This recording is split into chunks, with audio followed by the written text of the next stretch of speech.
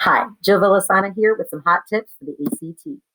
The ACT is a 215 multiple choice question test comparing you to other high schoolers. This is comprised of 4 subtests, each with a different number of questions and time frame. It's important for you to know your enemy here, so familiarize yourself with the number of questions and the time limits.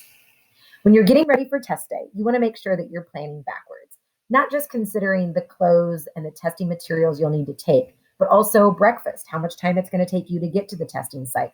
Plan to arrive 15 minutes early. And then you want to plan for the night before. How much sleep will you need to be well rested? How much time is it going to take you to fall asleep? So once you have all of those things squared away, set your bedtime, go get your rest, be ready for a great testing day. To the testing site, you'll definitely want to bring your photo ID, your testing ticket, a couple of number 2 pencils nicely sharpened, and a calculator. I'd suggest a graphing calculator because those tools are going to be extra helpful for you for some shortcuts on some more challenging questions. A 4-function calculator will really not be that useful. You can probably estimate or do the work on scratch paper inside your ACT book more effectively and efficiently than you could using a calculator. It might slow you down for those questions. I'd also suggest bringing an analog watch to help you keep your own time and a high protein snack for the break between math and reading. In your head, you want to make sure that, again, you're well rested. You've got a good attitude, you're focused, and you have your motivation. You know why you want to do well in this test and what that would mean for you. Only positive self-talk on test day, and try to leave as much of your stress and anxiety at home. This is not the last time you'll be able to take the ACT, so you don't need to put all of your eggs in this basket. Just do your best. Once the testing time starts, you want to keep a laser-like focused till the clock is up. You don't have time to daydream, take a nap, close your eyes, or cry. Your job is to read, answer questions, bubble. If the time clock's still going, you should be doing one of those 3 things. Speaking of timing, you want to make sure that you're paying attention to the pacing.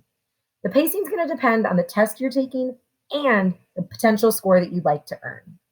On English, if you want to be able to answer all the questions, it means that every 15 minutes, you should be answering 25 English questions. Math is a little different. Although you've got 60 minutes to answer 60 questions, the earlier questions tend to be easier than the later questions. So answering the first 30 questions in the first 15 or 20 minutes will give you about a minute and a half to answer the last few questions that might be the most challenging and may require the most time. At no point in time will you want to spend a couple minutes on a question unless you really don't have any more questions to answer. But you shouldn't have any idle time. So if the time clock's still going and you haven't answered all the questions, keep going. But if the time is almost up, you want to double check that you haven't missed any. You want to make sure that you've gone back and checked your answers. Maybe check for exceptions, questions that have thought reversers like nots or buts. And then you could help make that easier on yourself by marking items with a question mark or a star that you want to go back and review later.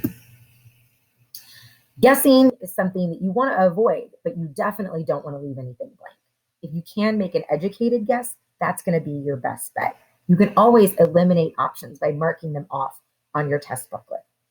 As far as guessing is concerned, if you have to guess and you can't use any smart strategies to eliminate, you'll want to make sure that you're always guessing the same answer. It doesn't matter which column you choose, but pick one column, and anytime you have to randomly guess, pick that same answer. Your likelihood of getting a correct answer from that guess is going to be improved as opposed to if you try to guess differently each question. While we're talking about bubbling, make sure that you're bubbling intelligently. You should be answering all the questions in the test booklet. And every 2-page spread, you should go back to your bubble sheet and bubble in all of those questions you answered in your test booklet.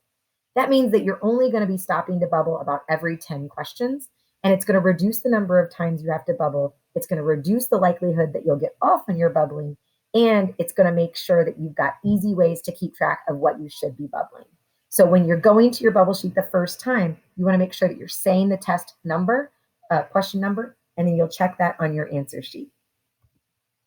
You do want to make sure you can write in that test booklet. It's yours, you paid for it, you can mark the text, underline items, check those thought reversers, but most of all, good luck on test day. You're going to do a great job. And if you don't, you can probably study and take it again.